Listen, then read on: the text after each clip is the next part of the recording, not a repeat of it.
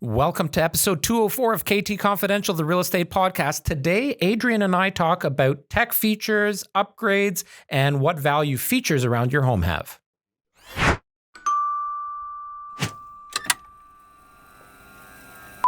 What's up, buddy? It's been a long day. It's been a long day? Yeah. The fall market And weather. is upon us. The change of the seasons. Which happened quickly. It was like overnight. Did you go to the fall fair? I did not. No. I chatted with Sylvia in last week's podcast about the fair. Yeah, I had intentions of it, but it didn't happen. Right. I go most years, most of the time. I haven't been for a long time, maybe a decade. Well, I don't think it. Well, they haven't done it for a few years. Right. So, all right. So today's podcast, for those listening, welcome. KT Confidential, the real estate podcast. Today we are talking features, which apparently is appropriate because you had what was your meeting about today? Not exactly related. Oh. Somewhat related.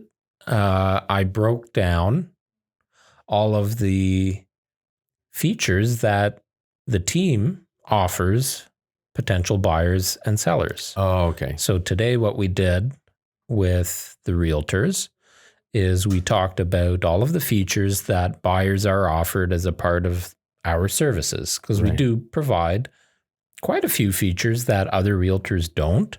And even the features that other realtors do provide, I think it's important to know the benefit to those buyers, to those consumers.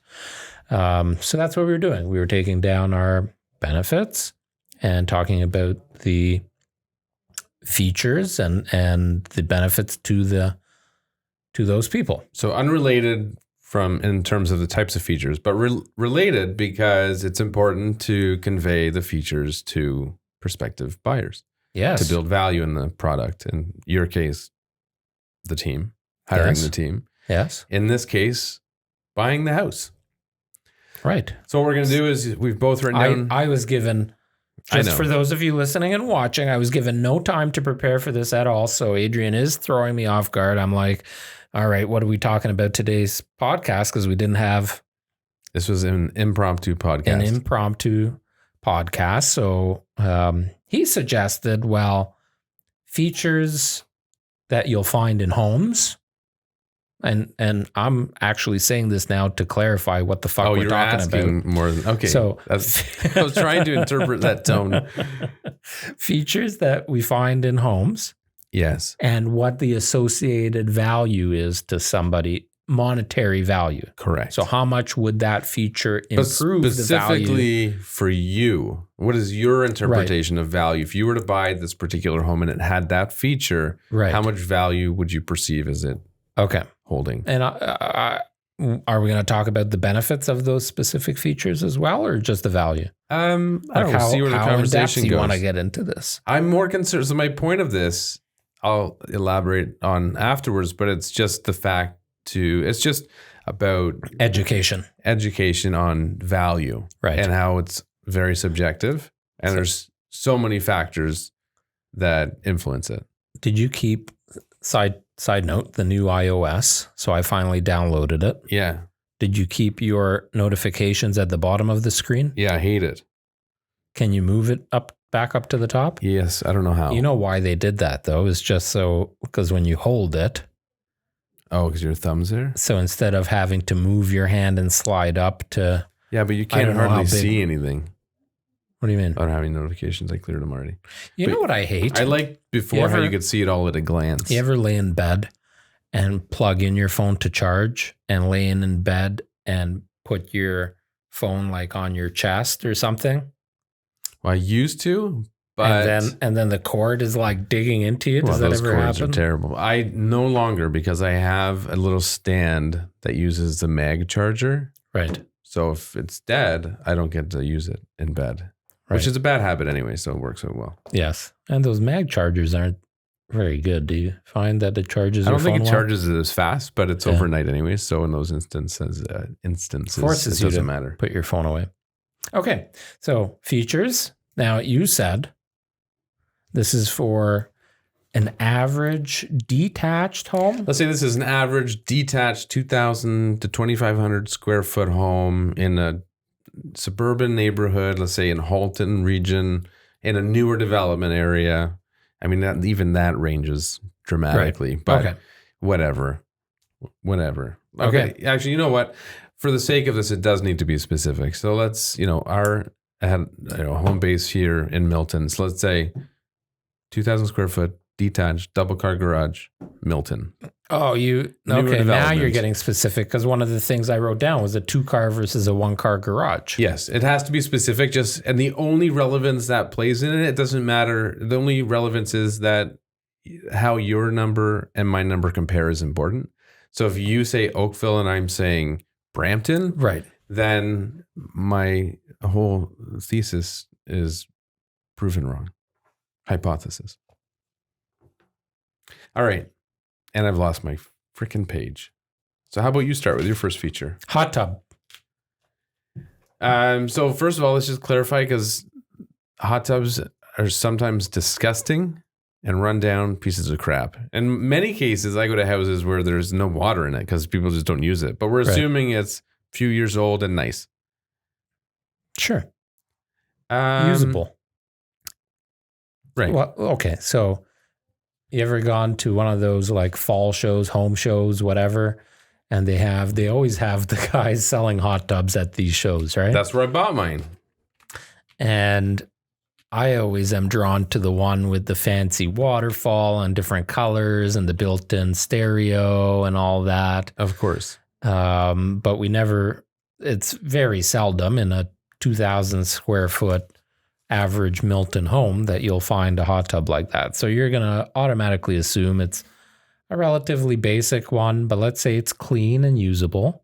Yeah. Maybe it's 5 years old. Let's say this home in general is about 5 years old. I'll give you a small range of value. It would be, depending on the hot tub, $3,500 to $5,000.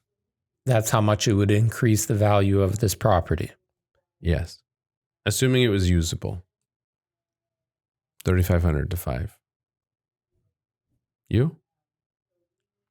I very seldomly put a value on a hot tub because it depends on if the buyer actually wants a hot tub. That's, you are buying this house. I don't want somebody's used hot tub. So 0. Literally. Yeah. Okay. That's what I want to hear.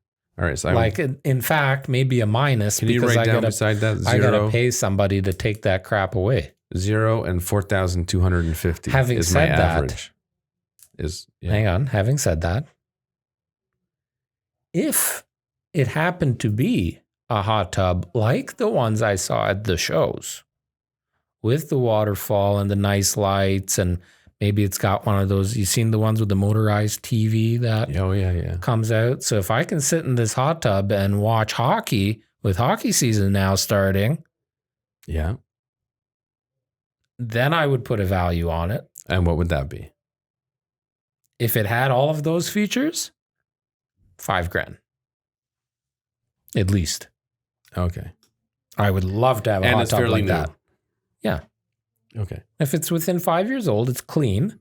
Yeah. So for me, that would be more than that. And it's like the top of the line.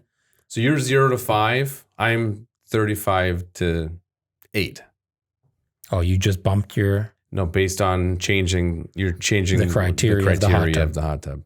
Yeah. Okay. So that's my thought. All right. But yes, we have sold homes with hot tubs. Yeah. Where literally it was probably detracting the value of the house. Yeah. Or they I've been training all day, so my voice is... Okay. So I wrote my number down. All right. I got one for you. Okay. So this weekend, I was going to go to the fall fair, but I ended up giving me the story. I ended up not going to the fall fair. I thought we were just talking about features and value. Because now I got to listen to this whole story about what he did on the weekend. It's going to be short if you would stop interrupting. So I spent the whole weekend installing smart switches in my house. I had 35 switches. So I spent Saturday and Sunday. Hang on. Whoa. Back up the truck. Yeah. you bought 35 Wi-Fi switches? Well, they're not Wi-Fi. Don't start getting technical now, because then I'll have to go into a whole nother story. Let's just call them smart switches. What the fuck is a smart switch if it doesn't have Wi-Fi? There's different technology. Oh, man. Okay, but anyways, I ordered 35 of these. Do you need something better to do on the weekends? I'm going to have a very smart house soon. So that's what this topic is about. Smart houses. So let's say I wrote. No, but hang on. I want to hear about the switches that you installed. Okay, so what are they? There's three different technologies that I'm aware of. One is Wi-Fi, another is called Zigbee, another is called Z-Wave. So those are their methods of communication. That's what those things are called. So I went with Z-Wave. And the idea is it creates a mesh network. Okay, so they communicate with each other instead of relying on your Wi-Fi. I felt it was a better way to go. And with the exception of one light, every light in my house will be controlled this way. So I went through the house, wrote down every light switch I needed. I actually miscalculated, so I had to return some, and I've ordered some more different ones, and I've installed all but 5. So I installed 30 on the weekend. So it's just app-based? So now this is where it gets more technical. So this runs off of... you need a separate control for this mesh system. So I ordered a little computer called a Raspberry Pi. It's just like a tiny little computer, but it's a self-contained computer. You hook it up to your network, and it runs software. So you can do anything. You can play games on it, but it runs software called Home Assistant. So it requires a bit of programming. So you install Home Assistant, as thing's running all the time, and that's what controls it. I'll show you when I get it set up. But the neat thing with it is you can automate everything. Okay, but hang on. So I can't control it from my phone. You can.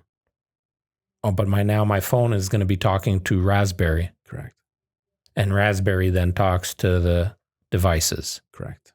And the benefit of having this setup is that it's on its own mesh system, so it's not running on your Wi-Fi and bogging down your system. Yeah, and you don't have to pay for any cloud subscriptions. Now, why did you do every switch? Because I want to control the whole house. So I can say if I'm leaving the house and I see that for some reason, I left the bedroom basement light on, the room that never gets used, but maybe Alicia was in there putting something away in the closet where we keep stuff. Sure, blame it on your wife. Then I can press a button, turn off the light as I walk out the door. Or I can say, hey, Google, turn off every light in the house. And everything will shut off. Or the opposite. And the other thing is neat is you can tie it to anything. So my alarm system. That'd be nice if you're listing your home for sale. Yeah. Leave all the lights on, showing leaves, shut them all off. Yeah. It's a new service we can provide our clients with. How much is each switch? They're expensive. They're $50 each. What? Yeah. You spent $2,000 changing all your switches to this. Oh, no, that doesn't even include the cost of the other components. Right. So $2,500 at least. Yeah. But it's going to save me a bit on electricity. Yeah. God, I hope you have this house till you're 300. Yeah, I'm not going anywhere. Anyways, but then, so my alarm system I upgraded recently too. So I think I told you. So now if any alarm system trigger or sensor is triggered, I can create an action, right? So I can say, if someone opens the back door, turn on the kitchen light, or if someone opens the basement sliding bedroom window, turn on the bedroom window or light. So you maybe scare off a intruder or whatever, many things. My friend who's got me into this, he has it set up.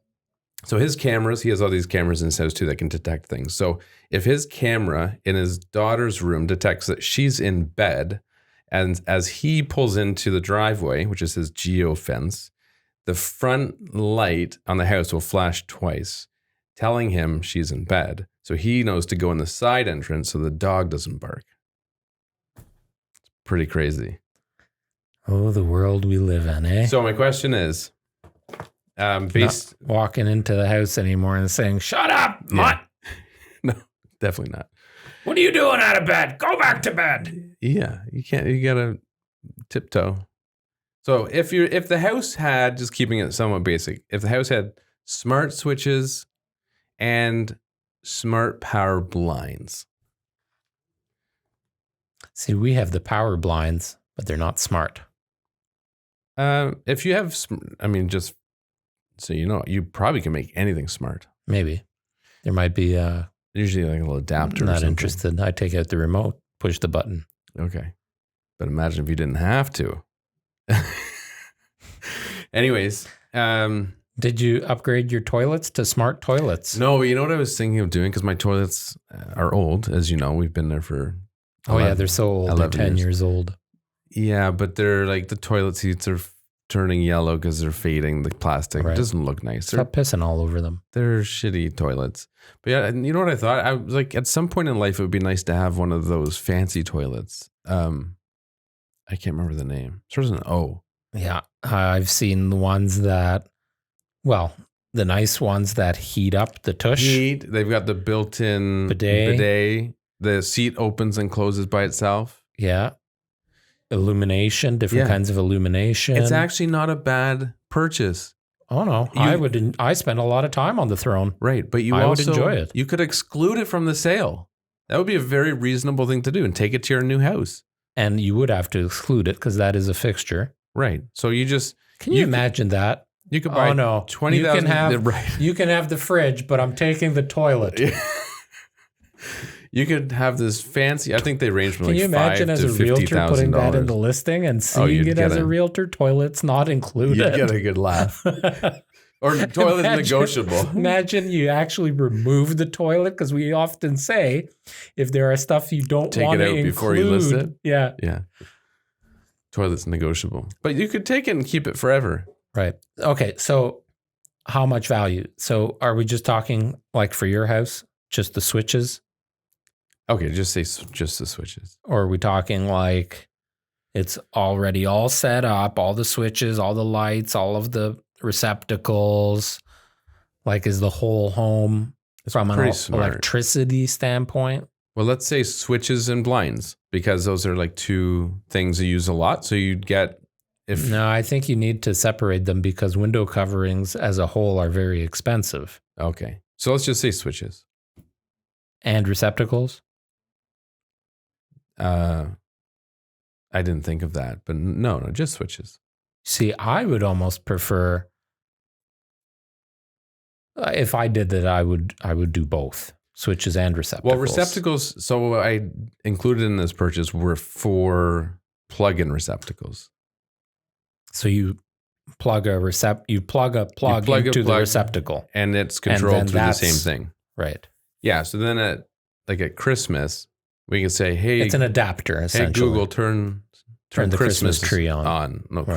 Turn Christmas on. Oh, right. And then the front lights go, the 2 things on the windows upstairs go, the tree goes. Because they're all plugged into these things. But I wouldn't you can buy the fixture ones. Right, yeah. But these ones you move around. You realistically don't need that many. Man, you're on a whole other level. I'm a pretty tech savvy person and have a lot of tech things in my life. But just goes to show you where even 2 tech savvy people can be on total different spectrums in this time in our lives, because last Christmas I upgraded our tree. Right. I remember. Or the lights, sort of. Yeah. And we got a tree moat. Oh. That's my tech savvy addition Does it to change Christmas. The lights? Nope. It's a on-off button remote. Shaped as a tree. A wireless one? Yes. Okay. And it's called a tree moat. That's pretty cool. It's literally an extension cord. So you plug your lights into this extension cord and you've got this remote. Right. So you can turn your lights on and turn them off. So you don't have to go under the tree to pull out the plug. That's good. That was my tech savvy addition. I have one of those foot ones, the little ones you stomp on. They work too. Yeah. Okay, so let's just say switches. Just switches. All the switches are on this mesh system and it's all set up and I can use it. Yeah. $1,000. Yeah. I would be about the same. Mm-hmm. So I have to write yours down and put a value on it here so we keep track? Yeah. But something that's interesting with that one is because when you can get buyers actually using things in the house and showing how functional things are, I think even somebody that's not techie can get excited about it. So if it's an easy system to use and you have something there saying, hey, hey buyer, try saying, hey, Google, let's watch a movie. Maybe that would be a great little vlogish style video where you could take our audience on a tour of what you did in your home. All right. Once I get it all set up. Yeah. Sure. From a tech standpoint. Well, you've done a lot in your home, I think would be good for show and tell. Yeah. Because you're so handy. Yeah. I like to fill my spare time with that stuff. Yeah. I enjoy it. But so if you get... one tech upgrade I would love to have, but I'm not going to do it in this house, would be the Wi-Fi garage door openers. Oh, I forgot to mention. I also ordered a relay, which you can hook up to anything that's mechanical. But that's why I bought it. So I'm going to hook it up to my garage door opener. The relay. So it's an electric relay. Yeah. And you wire it up to the existing system. So you don't have to buy, it's $50 instead of buying a new $500 fancy opener, or maybe $300. Right. And it will make it a smart opener. So it'll be able to tell you if the garage door is open and you can close it. And yeah, it's going to be confusing to set up because you have to buy a sensor that. So you got to buy a relay, you got to buy a sensor, you got to figure out how to hook it all up, and that's if it's compatible, and that's if it's working, right? And that's if the mesh system is running. But the neat thing with it is you have full control over it. Sounds a little confusing. If you buy a Chamberlain garage door, this is way too much for the average person. It is until it's set up and if one little thing fucks up, the whole thing fucks up. No. But the difference is, like, if you buy a Chamberlain garage door opener, you have to use the MyQ app. Yes. Right? And there's also other little things about it that are annoying. My buddy used to have one, and when you close it, it beeps 3 times and flashes the lights 3 times instead of just closing the damn door. When you have complete control over it, you can bypass all that weird stuff. If you get all of this working seamlessly, I will treat you to something. Okay, that's last time I made a bet like this, I lost. What was it? A bottle of Johnny Blue or something? Yeah, but it was okay. You didn't think I could close a deal, right? Anyways, yeah, that's a good purchase though. Peace of mind to know it's closed. Will it be controlling your hot tub? Did you think about that? How about your sprinklers? They're already Wi-Fi. Oh, are they? So they're already controlled that way. My hot tub is Wi-Fi too, so I could tap into it. I'd like to see that. You just want me to turn it down somehow. It's noisy. Change the octaves. I've looked into replacing the one pump. It's only one pump. Doesn't it annoy you? No, I'm used to it. I actually don't even. Well, I don't care. I'm moving. I do notice it, but it doesn't bug me. Most things don't bug me. When you live in the suburbs and you're 5 feet from your neighbor, it's like you have to be okay with some stuff. Right. Like it's just gonna happen. If you don't like it, then you gotta move to an acre lot in rural areas. Well, and even then, you might not like it. Right. Then your neighbor's a farmer. It smells like shit. Right. There's always something. Those good old farmer neighbors. All right. What's next on your list? Fireplace. I didn't specify. Okay. Maybe we should break it down. Okay. Because I have 2 fireplaces at home. Okay. Both are Napoleon. Sorry, I just hit my mic because there's a fruit fly in my face. Did you hear that? Both are Napoleon. Okay. But both are, the fake electric fireplace. So they're about as good looking of a electric fireplace as you can get. One of them is a 5 or 6 foot linear, which is really nice in the basement in the movie room. Mm-hmm. Built in. It's flush with the wall. Yeah.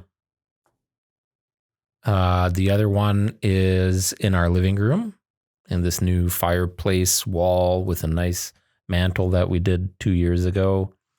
So both are electric. Is that what we're valuing? Let's break it down to the two different styles. Okay. Now let's just say one fireplace in the living room because that's the most likely. One fireplace in the living room. So a nice electric one, like a Napoleon modern. It's not old, ugly, and outdated. For me, 0. 0. Yeah. No explanation, just No, I just zero. It's not worth anything. Well, I don't know the reason.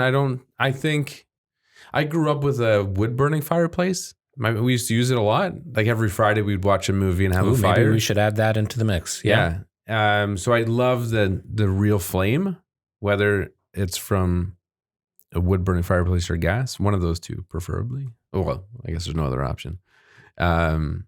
That's why I would say. Okay, so you can't get that from the electric one. Yeah, so, I'm kind of nerdy that way. Like when I'm in relax mode, and kids are in bed and it's nice and ambiance. Quiet.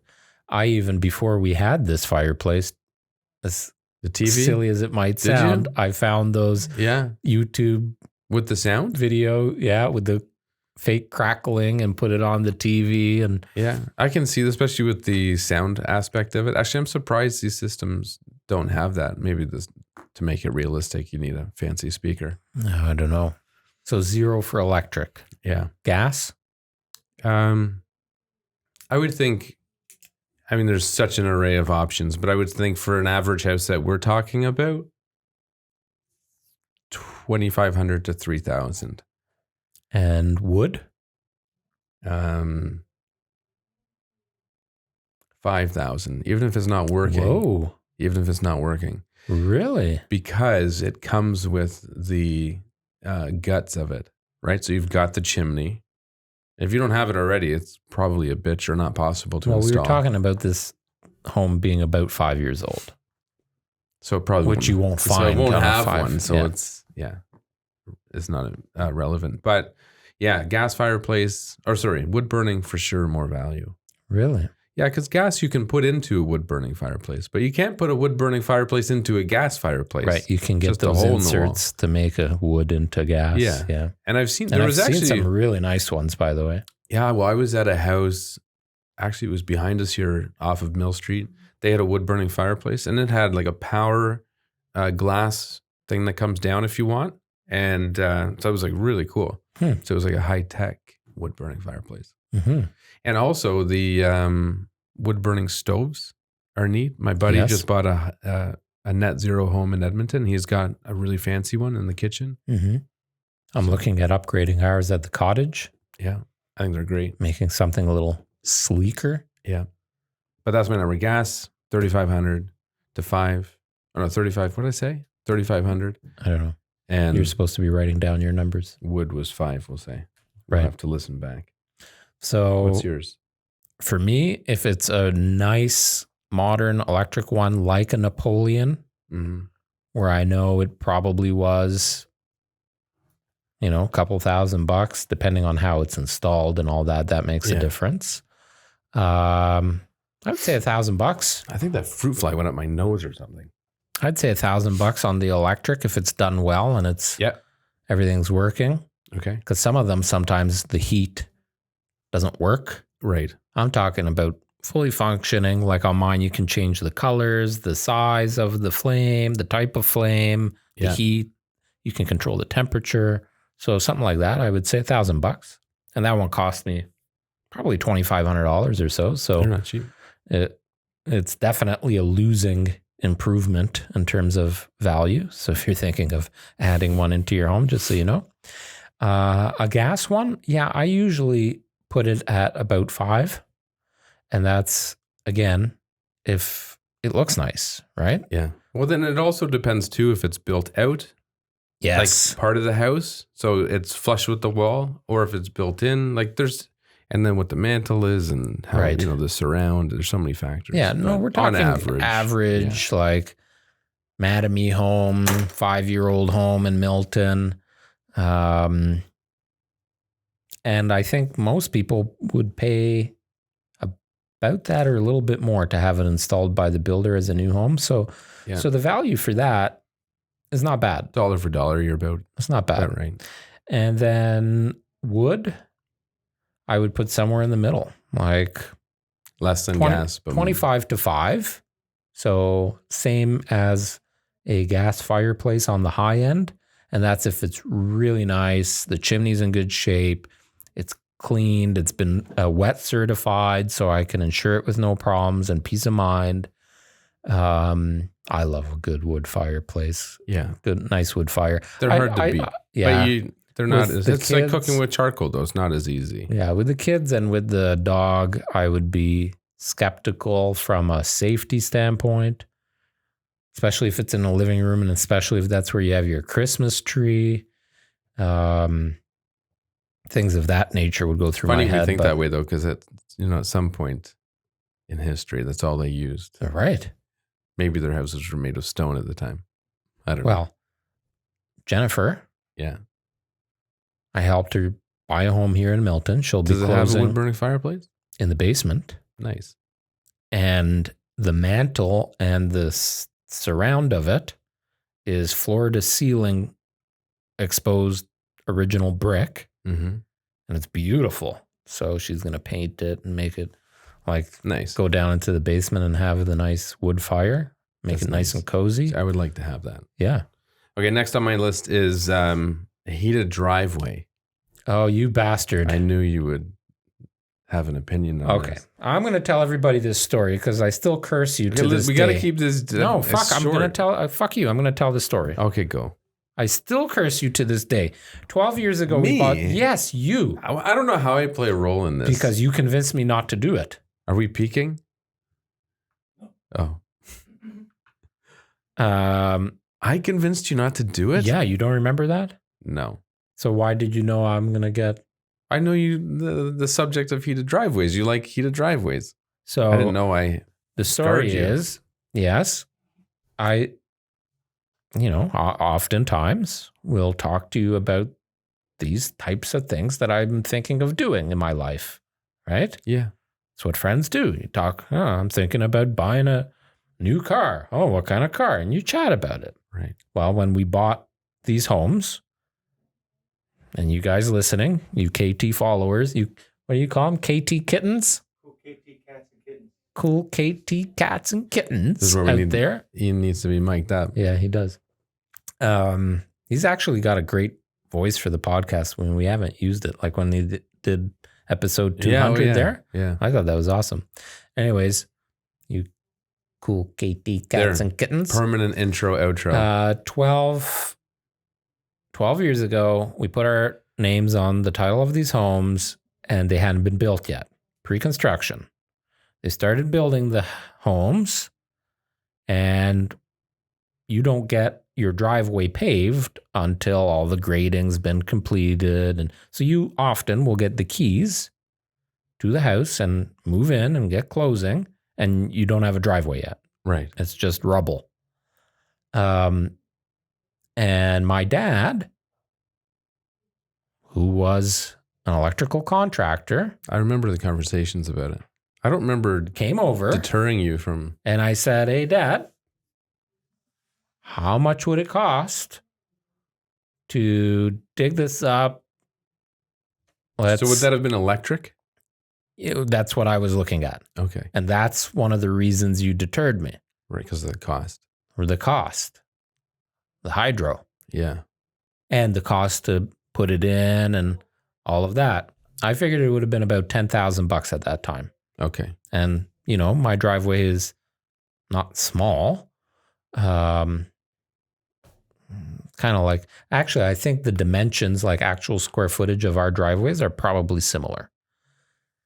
Would it have been the boulevard too, or can you not do no. that? Oh, you can. No. I would have tried because the town hadn't laid down the Maybe boulevard. Yes. I was thinking the sidewalk. Oh, yeah, they wouldn't let you do that. No. But the boulevard, yes. I was planning on doing the boulevard because they hadn't laid the sidewalk down yet. Right. So dig a little bit deeper. Nobody would have known even. And then come back up for the boulevard. Right. So basically at the touch of a switch, I would have been able to just melt all the snow away. Right.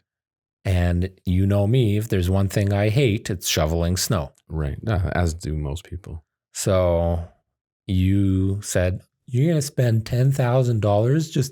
It's good exercise. Get out there with your shovel. I love shoveling snow. I'll come over and help you. And I have, for the record. Well, it's funny. So actually 10 grand, but that was 10 grand plus the cost of running it. Right. But my debate was, well, how often are you really going to run it? I don't know. A dozen times a winter for Maybe. like 24 hours straight. Right. So it cost you like a couple $100 for the whole winter. Right. But so as far as valuing it, that's not important. So how much would you pay for your house now if it had that versus not having it? 10 grand. I would probably pay double that. You'd pay 20 grand if the driveway was heated? Yeah. Fucking bastard.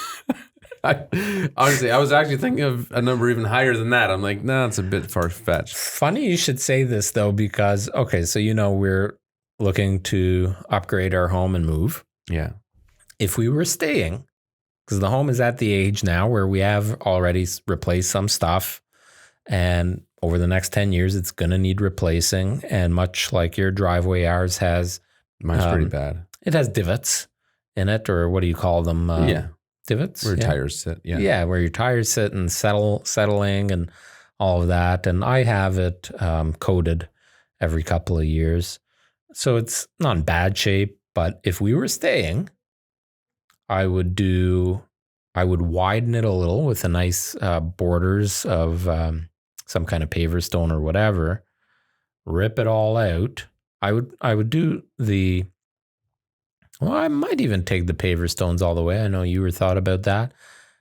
I just think the pavement is the better way to go, because with the paver stones, you can have lots of shifting and it can look like crap, and it's harder to maintain weeds and putting the, what do you call the sand back? What's that sand that you use? The screening? No, the sand. Oh, the polymeric sand to fill it in. So if we were staying, I would rip it all out and now put in the heated driveway. Yeah. But yeah, 10 grand on my end for sure.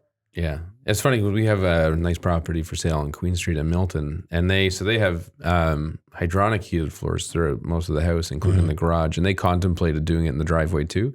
But the problem with doing that with the hydronic system is you have to have it on all the time. You have to keep the so it's running the water lines heated. Yeah, I mean you can probably shut a valve off in the summer, so you're not unnecessarily heating that. But in the winter, you have to have it on all the time because it can't freeze. Right. So that's maybe excessive. But hydro, yeah, you can turn it on and off at the flip of the switch. I'm gonna get myself a blowtorch, and I've seen people do that. Yeah. All right, what's next on your list? Well, this is not really an item now. 2-car versus 1-car garage. Irrelevant based on the conversation. Right. Bathroom in a finished basement. So basic 3-piece, nicely, tastefully decorated, but no fancy stuff. So a shower, a toilet, a sink, a light, a fan, $1,500. $1,500? Yeah. You cheap bastard. I'll explain myself. Okay, go. Well, let me ask you a question first. Because this one relates to yours. Because you said finished basements.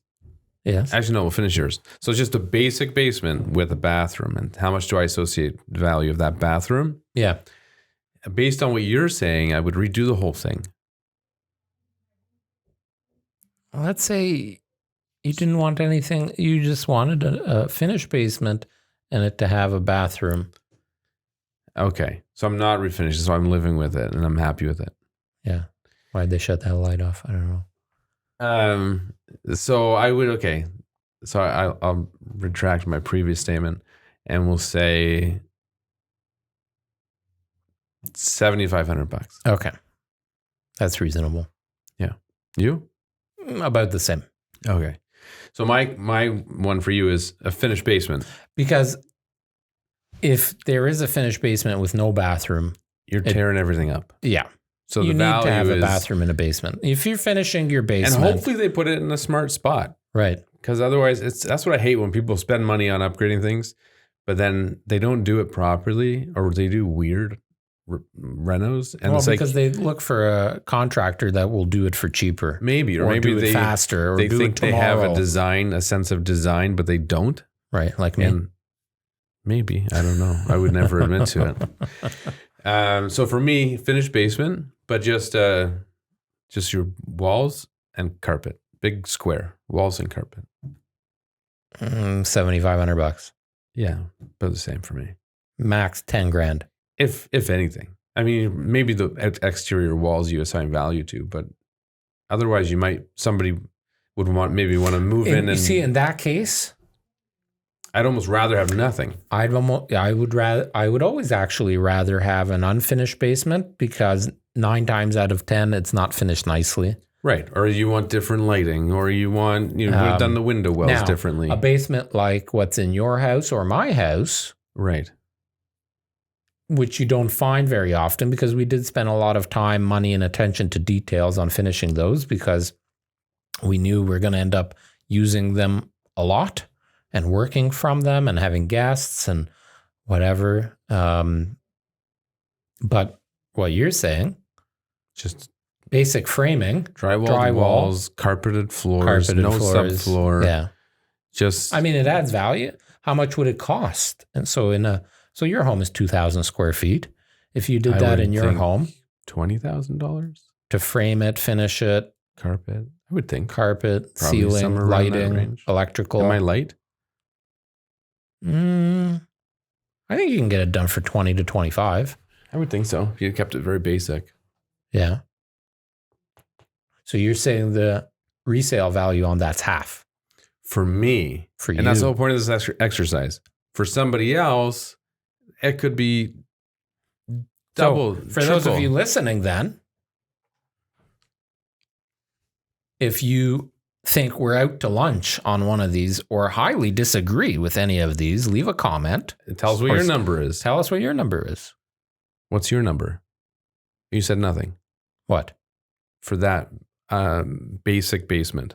I said 10 grand. Okay, I missed that. All right. So if it's that basic basement with that basic bathroom, I'll bump that up to 17.5. Right.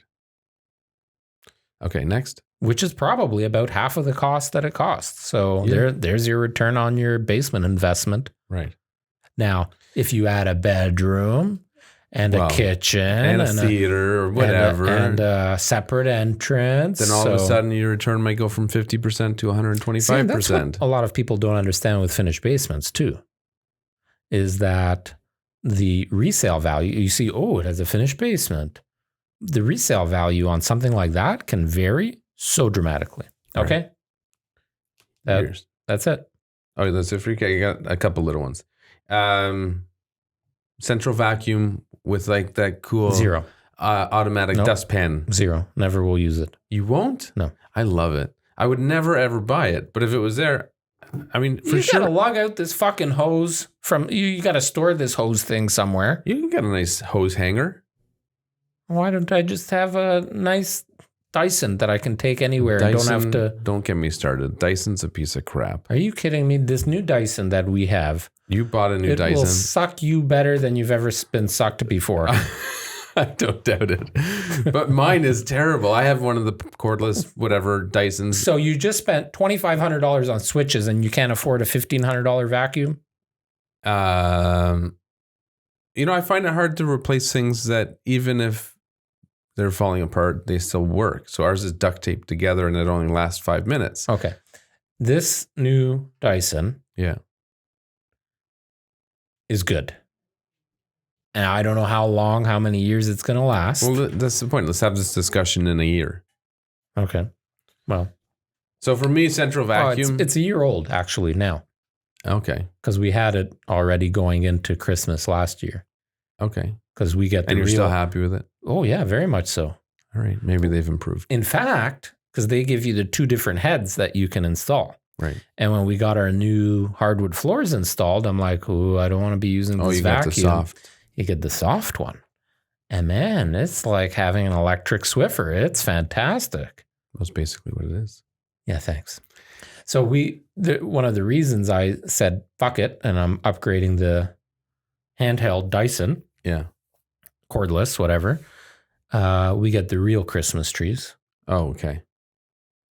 And you get the needles going everywhere. Right. And it's a pain in the butt. And if you don't have a good vacuum to suck that up, good luck. Right.